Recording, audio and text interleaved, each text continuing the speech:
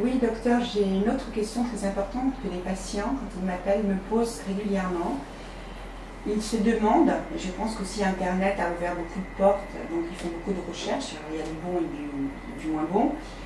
Est-ce qu'il y a des implants qui sont plus connus?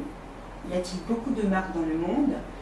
Et qu'est-ce que vous donneriez comme conseil? Est-ce qu'il y a quelque chose qui est plus universel ou avec quoi vous travaillez? Alors bon, si on commence par avec quoi on travaille, en règle générale, ici on utilise 3-4 marques d'implants, deux types d'implants. Premièrement, les implants en titane, les implants en zircone. Nous travaillons avec Nobel Biocare, qui est c'est anciennement Bradmark, qui est le père de l'implantologie moderne. On travaille avec des implants allemands qui sont les Biomedical Trion, qui sont les fameux monoblocs. Ah oui, vous faites du monobloc. Oui, c'est de nos préférences. On travaille le monobloc en zircone également, qui sont également des implants allemands de la maison Bredent. Et on travaille également accessoirement avec Straumann, par exemple. Alors, les marques d'implants, oui, il y a un nombre de marques d'implants aujourd'hui phénoménal. Alors, il faut savoir que la plupart des marques d'implants aujourd'hui, premièrement, la plupart sont en titane pur. Deuxièmement, elles ont les certificats d'utilisation européens, donc la plupart sont contrôlées. La plupart des marques d'implants aujourd'hui fonctionnent parfaitement.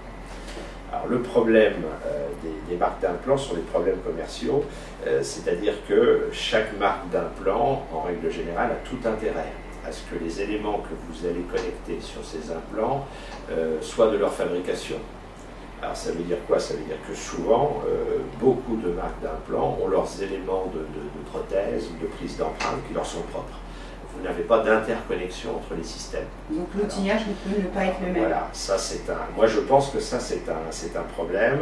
Nous, quand nous étions au Nobel Biocare, on utilise toujours le standard Bradmark, qu'on appelle la plateforme 4,1. Pourquoi? Parce que dans le monde entier, nous avons souvent des patients qui bougent de plus en plus.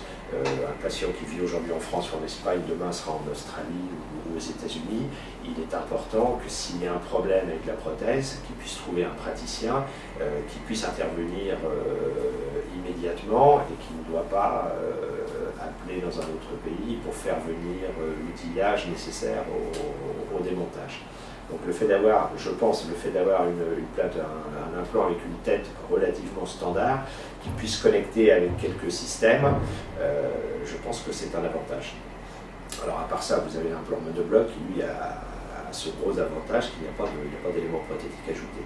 C'est-à-dire que l'implant vient avec le moignon intégré, donc vous vous retrouvez dans le cadre d'une dent naturelle qui a été taillée ou qui présente un décor et sur laquelle vous allez pouvoir prendre une empreinte directe. C'est-à-dire si un jour un patient qui a des implants monoblocs se trouve dans un pays étranger, une couronne casse ou il faut la démonter ou il faut la remplacer au bout de quelques années, eh bien, il suffit de la déceler, de nettoyer le moignon et le praticien peut reprendre une empreinte avec la technique conventionnelle. Donc ça, je pense que c'est un Et vous pouvez poser du monobloc Ah non, on ne peut pas poser souvent, le monobloc.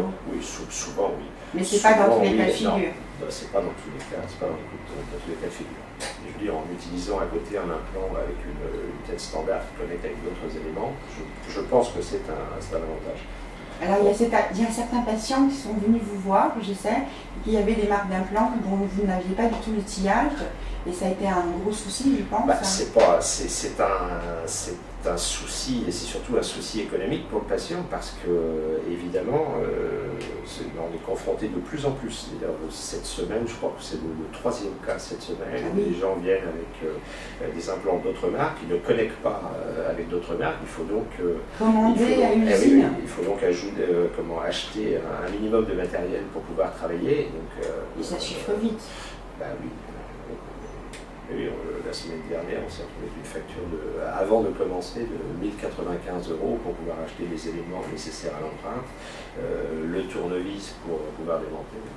Ça, c'est un problème. Il faut essayer de comprendre qu'il faut mieux choisir certaines marques plus que d'autres pour avoir une certaine facilité afin de se déplacer. Je pense que c'est un élément qui est quand même important sur lequel il faut appuyer. Je pense. Je vous remercie.